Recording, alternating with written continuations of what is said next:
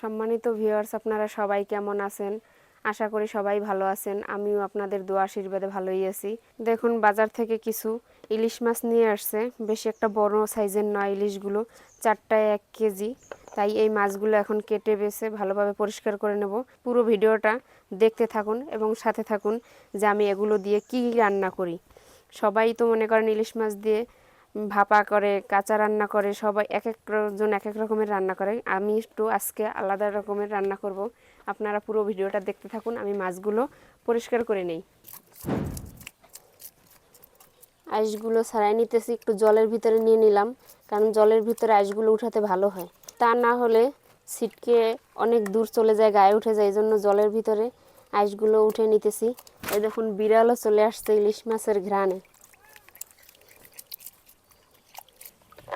মাছগুলোর আইস উঠানো শেষ। 4টা মাছের ভিতরে এই মাছটাই সব থেকে বড়। এখন মাছগুলো পিস পিস করে নেব, কারণ আমি চামচ দিয়ে আলাদা করে আঁশ উঠাইছি, বটি দিয়ে উঠাইনি। এই মাছটা দেখতে মনে হচ্ছে এটার ভিতরে ডিম আছে। এখন মাছগুলো পিস করে নিব। আমি এই মাছের এই যে এইগুলো আছে, এটাকে কি বলে আমিও জানি না, যে কাটার মতো হাতে এগুলো বাঁধে ধুইতে গেলে, তাই আমি এই জন্য এগুলোকে আলাদা করে কেটে ফেলে দেব।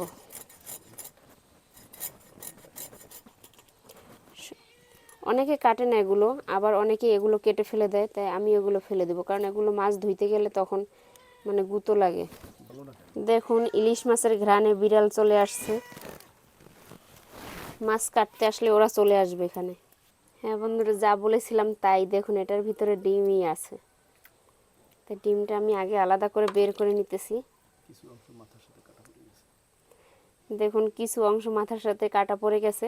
আমি এগুলো আলাদা করে বের করে নিলাম, কারণ মাছ ধোয়ার সময় তখন ছুটে যেতে পারে, এই জন্য আমি আলাদা রেখে দিলাম। এখন মাছ পিস করে নেব।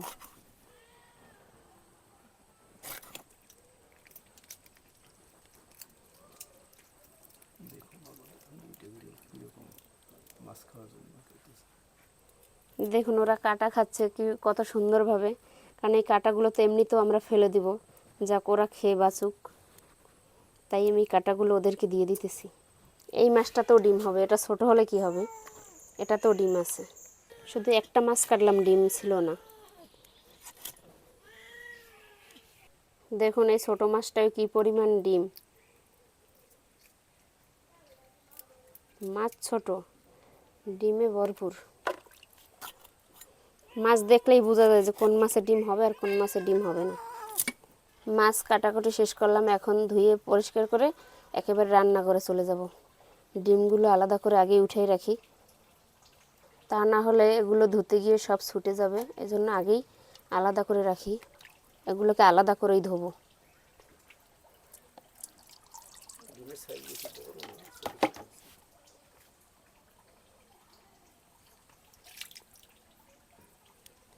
তো ডিমটা একটু ধুয়ে রেখে দিলাম।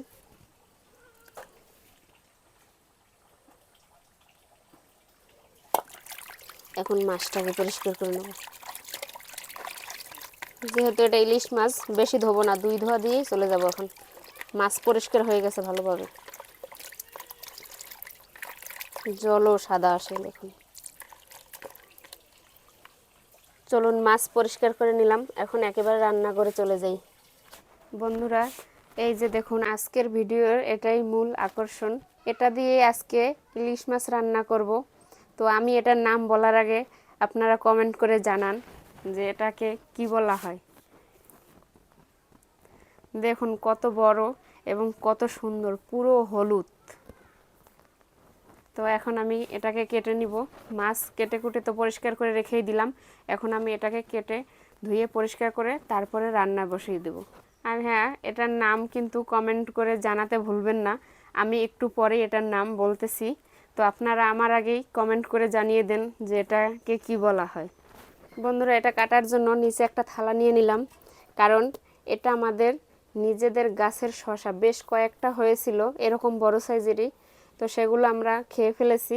আর এটাকে আমরা পাকাইছি একদম গাছ পাকা করে, তারপরে এই কাটতেছি। ইলিশ মাছ দিয়ে রান্না করার জন্য এই ব্যবস্থা। তাই এখন এটাকে কেটে এটার বিচিগুলো রেখে দেবো, এই জন্য আগে থেকেই একটা প্লেট নিয়ে নিয়েছি।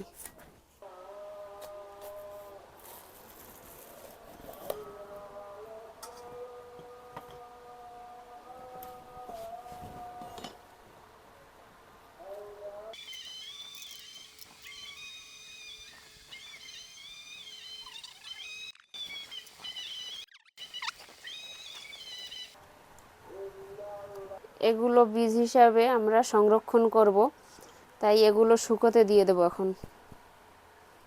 শশার বীজ বের করা শেষ। আর এত পরিমাণে জল, বাবারে বাবা, ওদিকে নিয়েছে কেন? শশাটাকে কেটে বিচিগুলো বের করে নিলাম। এখন আমি এটাকে ছোট ছোট করে কেটে নেব, ছোকা ছাড়িয়ে।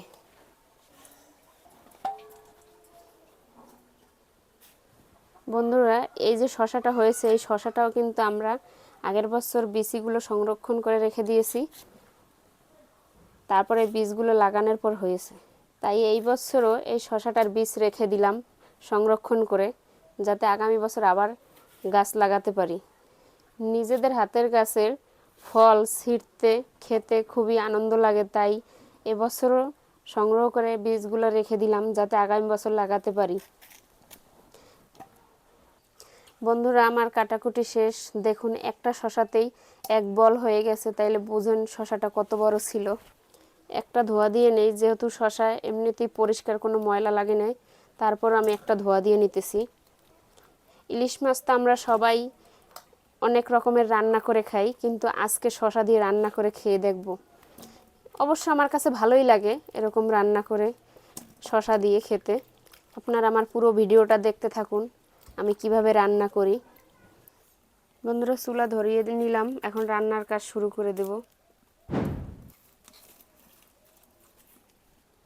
বন্ধুরা, চুলার জালটা ভালোভাবে ধরে গেছে। এখন মাছটা একটু হালকা ভেজে নেব নুন হলুদ দিয়ে, তাই আমি পরিমাণ মতো নুন হলুদ দিয়ে দিতেছি।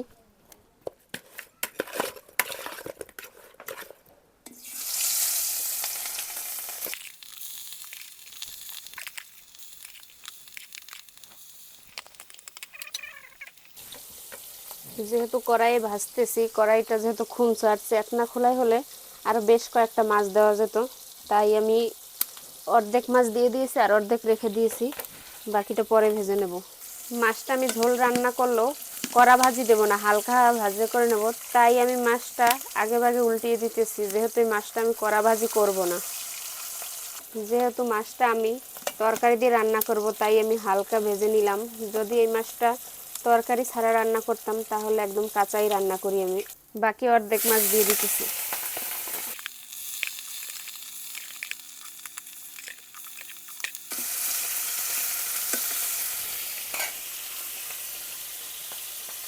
মাছ ভাজা হইতেছে, এই জন্য আমি মাছের ঝোলে দেওয়ার জন্য মশলাটা, জিরে মশলা বেটে নিতেছি। এই জিরাটা কিন্তু ভাজা না, কাঁচা জিরে, কারণ ইলিশ মাছে কাঁচা জিরে দিলে সেন্টটা ভালো থাকে ইলিশ মাছের, তাই আমি কাঁচা জিরে দিয়ে আজকে রান্না করব।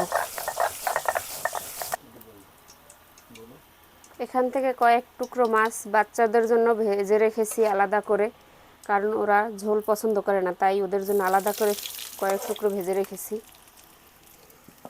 এগুলি তো ঝোল রান্না করার জন্য আধা ভাজা করে রেখে দিয়েছি। আর এই এখন ডিমগুলো ভেজে রেখে দেব, বাকি কয়েক টুকরো মাছ যে ভালোভাবে ভেজে রেখেছি বাচ্চাদের জন্য। ডিম ভাজতে আমার ভয় লাগে, তাই আমি আগে ভাগে সরা বের করে রেখে দিয়েছি, ঢেকে দেব।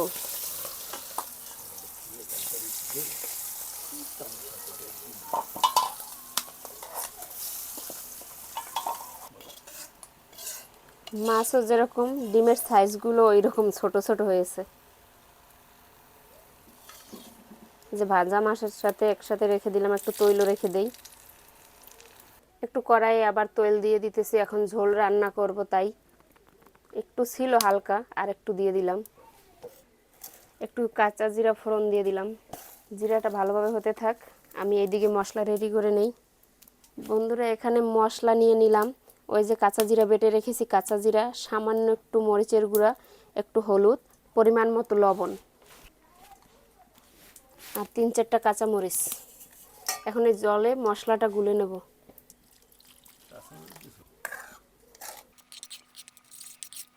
সব মশলাগুলো একসাথে গুলে নিলাম জল দিয়ে ভালোভাবে। এখন তেলের উপরে দিয়ে দেব মশলাগুলো।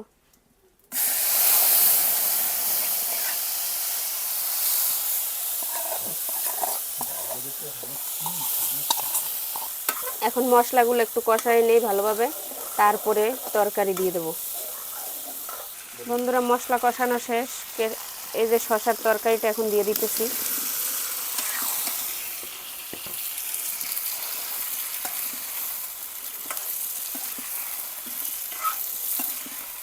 বন্ধুরা মশলার সাথে 2-4 মিনিট তরকারিটাও কষিয়ে নিলাম। এখন জল দিয়ে দেবো ঝোলের জন্য।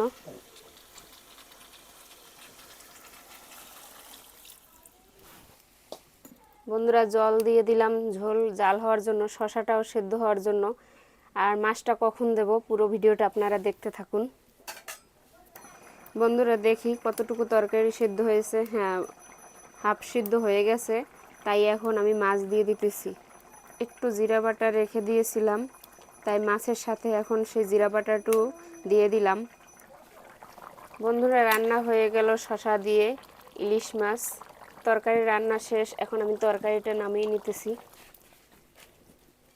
বন্ধুরা হয়ে গেল শসা দিয়ে ইলিশ মাছ রান্না। এরকম রান্না করে খেয়ে দেখবেন, গরমে খুবই ভালো লাগে শসা দিয়ে ইলিশ মাছ রান্না করে খেতে। আর শসা তো এমনিতেই সবার প্রিয়, গরমে কম বেশি সবাই খায়, কিন্তু এরকম যদি তরকারি রান্না করে খাওয়া যায় খুবই ভালো লাগে খেতে। বন্ধুরা যারা আমার চ্যানেলটি সাবস্ক্রাইব করেননি তারা অবশ্যই সাবস্ক্রাইব করবেন, আর যারা সাবস্ক্রাইব করেছেন তাদেরকে অসংখ্য অসংখ্য ধন্যবাদ। সবাই ভালো থাকবেন, সুস্থ থাকবেন।